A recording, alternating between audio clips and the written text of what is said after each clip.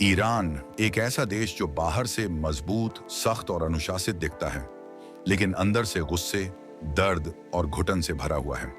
आज ईरान की सड़कें सिर्फ लोगों से नहीं भरी हैं, बल्कि नारों, आंसुओं, गुस्से और उम्मीद से भरी हैं। हर तरफ एक ही आवाज गूंज रही है, आजादी। सवाल यह है कि आखिर ईरान की जनता अपनी ही सरकार के खिलाफ क्यों खड़ी हो गई है? ईरान कोई आम देश नहीं है। यहाँ की सरकार धार्मिक कानूनों से चलती है। यहाँ राष्ट्रपति से ज्यादा ताकत एक आदमी के पास होती है, जिसे सुप्रीम लीडर कहा जाता है। आज ईरान के सुप्रीम लीडर हैं आयतुल्लाह अली खामेनेई। देश की सेना, कोर्ट, मीडिया, यहाँ तक कि नेताओं के फैसले भी उन्हीं के इशारे पर चलते हैं। यानी जनता वोट देकर सरकार तो चुनती है, लेकिन असली ताकत उनके हाथ में नहीं होती। यही वजह है कि यहाँ लोगों को लगता है कि उनकी आवाज की कोई कीमत नहीं है। ईरान में औरतों के लिए जिंदगी आसान नहीं है। यहाँ सरकार तय करती है कि महिलाएं क्या पहनेंगी, कैसे चलेंगी, कैसे बोलेंगी। हिजाब पहनना कानून है। नैतिक पुलिस सड़कों पर घूमती रहती है, और अगर किसी लड़की का हिजाब ठीक नहीं लगा तो उसे पकड़ लिया जाता है। साल 2022 में एक 22 साल की लड़की महसा अमीनी को सिर्फ इसलिए गिरफ्तार किया गया क्योंकि उसके बाल दिख रहे थे। पुलिस की हिरासत में ही उसकी मौत हो गई। सरकार ने कहा बीमारी से मरी, लेकिन जनता जानती थी कि सच्चाई कुछ और है। यही घटना आग की तरह पूरे देश में फैल गई। लड़कियां सड़कों पर उतरी, अपने बाल काटे, हिजाब जलाया और खुलकर कहा कि हमें गुलामी नहीं चाहिए।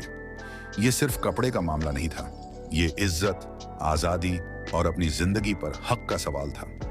पहली बार ईरान की महिलाओं ने डर छोड़कर बोलना शुरू किया, और उनके साथ लड़के, बूढ़े, जवान सब खड़े हो गए।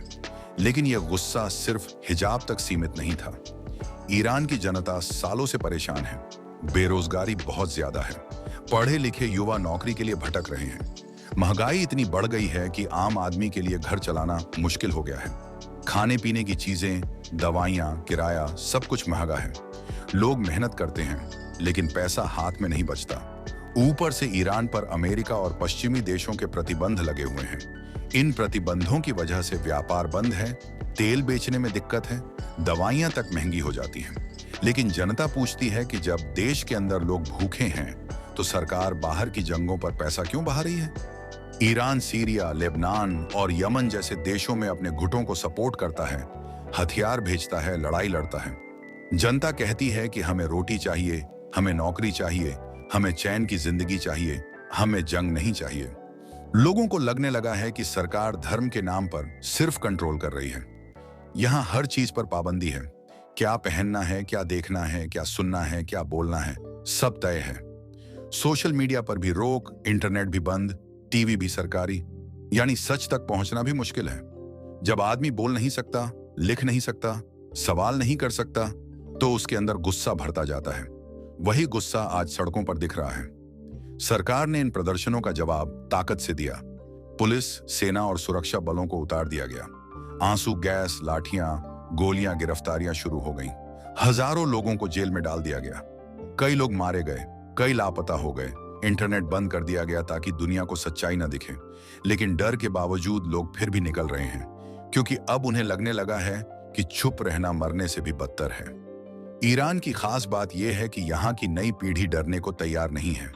ये लोग सोशल मीडिया देखते हैं, दुनिया को जानते हैं, आजादी का मतलब समझते हैं। ये लोग सवाल करते हैं कि हमें क्यों रोका जा रहा है, हमें क्यों दबाया जा रहा है, हमें क्यों सजा दी जा रही है।